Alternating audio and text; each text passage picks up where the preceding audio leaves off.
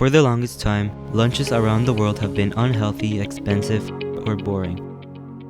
But they don't have to be. That's why the sandwich was invented.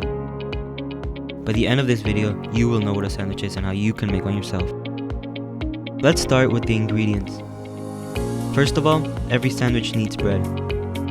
Bread adds a good amount of carbs without the use of sugar. It is crucial that you have a variety of ingredients between both slices. Ideally, and for this recipe, you will only need a light amount of fats, such as mayonnaise and cheese. It's not a sandwich without meat. We will use ham for this recipe. Most people use pork or turkey ham, but generally any animal will work fine.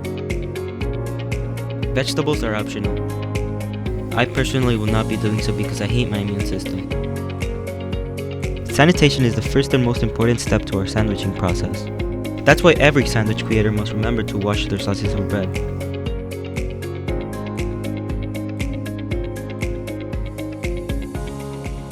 Now gently spread a tablespoon of mayonnaise to one slice, or both, depending on the speed of your metabolism. Carefully add as many slices of cheese as you please to either slice.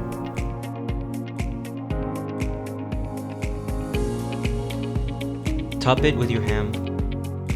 Add your vegetables if you value your health, and lightly season to your liking. Finally, close your sandwich and dig in.